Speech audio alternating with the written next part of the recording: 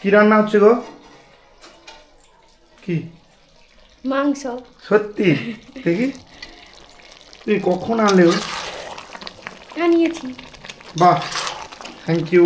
অনেকদিন খাচ্ছিলাম না কিন্তু। হ্যাঁ, বাহ, অনেকদিন এই যে লাস্ট কবে খেয়েছিলাম বলো তো? অনেকদিন, কারণ আমাদের খাওয়া দাওয়া তো একদম বন্ধ আছে।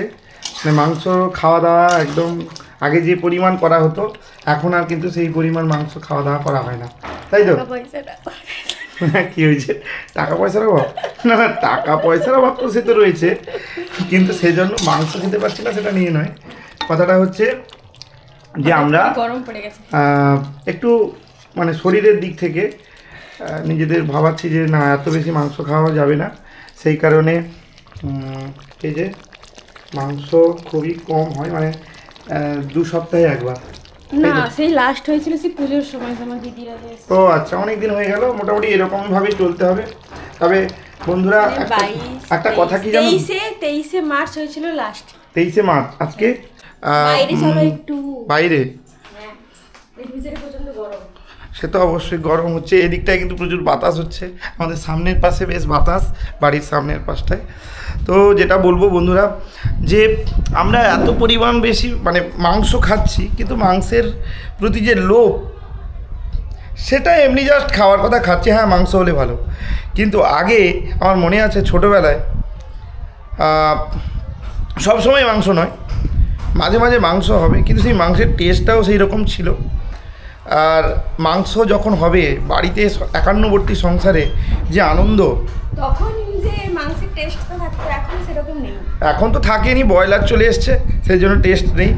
তবে যেটা বলবো কি বলো তো, আমরা ছোটোবেলায় মাংস, বাড়িতে মাংস হলে একসাথে পাত পেড়ে খাওয়ার মধ্যে যে আনন্দটা পেতাম, এবং মাংসের টেস্ট তো অবশ্যই থাকতো, সেটা কিন্তু ভুলবার নয়।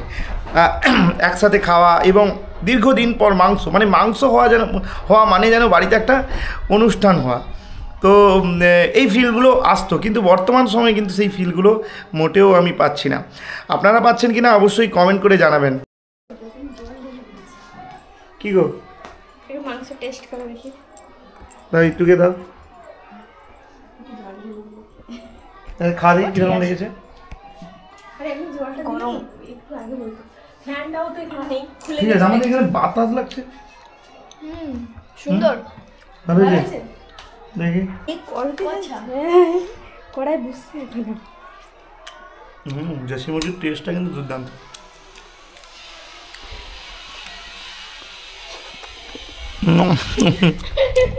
তো বন্ধুরা,